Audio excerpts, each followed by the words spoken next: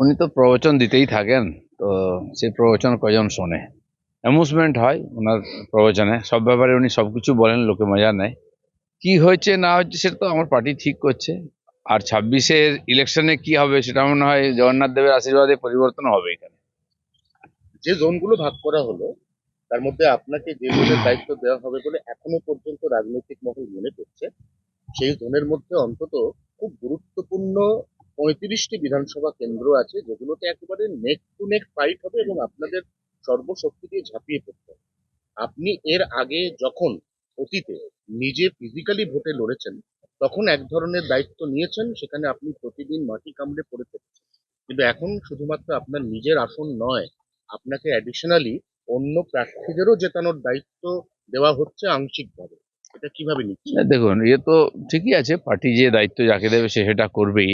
কি জোন হবে না হবে আমার কিছু জানা নাই।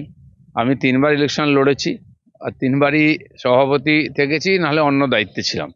নিজের ছাড়াও বাইরেও প্রচার করেছি আমি। 21-এর নির্বাচনে খালি আমি প্রার্থী ছিলাম না, তার আগে 2বার লড়েছি আমি। তো সেই জন্য সেবারে নিজের এলাকায়ও সময় দিয়েছি, বাইরেও দিয়েছি, স্বাভাবিক, এটা করতেই হবে।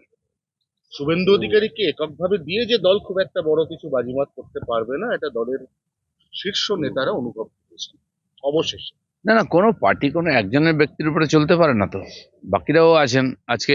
হ্যাঁ, কিছু প্রমিনেন্ট ফিগার থাকে যাদের অভিজ্ঞতা বেশি, যাদের পরিচিতি বেশি, তাদের তো গুরুত্ব দিতেই হবে। কিন্তু একজন দুজন পশ্চিমবাংলার মতো এত বড় রাজ্য জিতিয়ে দেবে সেটা সম্ভব নয়। না, কিন্তু ওনাদের জন্যই তো আপনার এরকমও দিন গেছে, এই দিনের সাক্ষী আমরাও। সেটা হচ্ছে প্রধানমন্ত্রী এসেছেন শহর কলকাতায় বা পশ্চিমবঙ্গের অন্য জায়গায়, আপনি উড়ানে বিমানে চলে গেছেন ব্যাঙ্গালোর। প্রধানমন্ত্রী এসেছেন, আপনি মঞ্চে স্থান পাননি, আপনি বসেছেন সামনে দর্শকের আসনে। সেই আপনাকে অস্বীকার করা শেষ পর্যন্ত গেল না। না দেখুন, সে হতে পারে, এক একজন ব্যক্তির এক একটা বিশেষ পরিচিতি থাকেই, জায়গা থাকেই। কিন্তু পার্টিও এক্সপেরিমেন্ট করে যে কাকে দিলে কিভাবে হবে। তখন তার ইলেকশন লড়তে হয়নি, পার্টি ভেবেছিল যে বিভিন্ন মুখকে আমরা একবার করে প্র্যাকটিস করি, তাদের সামনে আনি, মানুষ কিভাবে রিয়াক্ট করে। তো সেটা দেখার পরে তারা ডিসিশন জানিয়েছে, এখন ইলেকশনে এখন যে সবাইকে নিয়েই লড়তে হবে, লড়াতে হবে।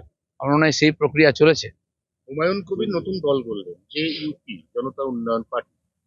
সংখ্যালঘুদের একটা ভোট তিনি কাটবেন মূলত ভোট কাটুয়া হিসেবে, এমনটা রাজনৈতিক মহল মনে করছে। সেক্ষেত্রে 2026-এর ভোটে কি অ্যাডভান্টেজ বিজেপি? গতবারে আইএসএফ নিয়েও এরকম চর্চা আপনারা করেছিলেন, ভোট কাটবে, কি হলো পরিণাম? কিচ্ছু হয়নি। আমার মনে হয় কোনো না কোনো পার্টির সঙ্গে সেটিং হবে। গতবারে তো আইএসএফ অনেক বড় বড় সভাও করেছিল। আজ পর্যন্ত নিজের এলাকার বাইরে হুমায়ুন কবির বেরোননি।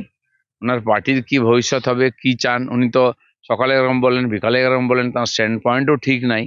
তো এটা করলে তো মানুষ বিশ্বাস করবে না। যদি নতুন পার্টি করে লড়তে চান, ঠিক করুন, পরিষ্কার করে ঘোষণা করে দিন ওনার কি উদ্দেশ্য। তো যারা চায় তারা তাকে সহযোগিতা করবে। বাকি উনি আমার মনে হয় দাম বাড়াচ্ছেন বা জল মাপছেন যে কার দিকে গেলে আমি সুবিধা বেশি পাবো। উনি তো বলছেন 27 অথবা 28 তারিখে, এই জানুয়ারি মাসে উনি ব্রিগেডে 10 লক্ষ লোকের জনসমাবেশ করবেন। অলরেডি উনি মাসখানেক হয়নি, তার মধ্যে অনেক কিছু কথা বলেছেন, সেটা করেননি। 10 লক্ষ যদি জোগাড় করতে পারেন, নিঃসন্দেহে একটা বড় শক্তি হিসেবে উঠে আসবে ওনার পার্টি।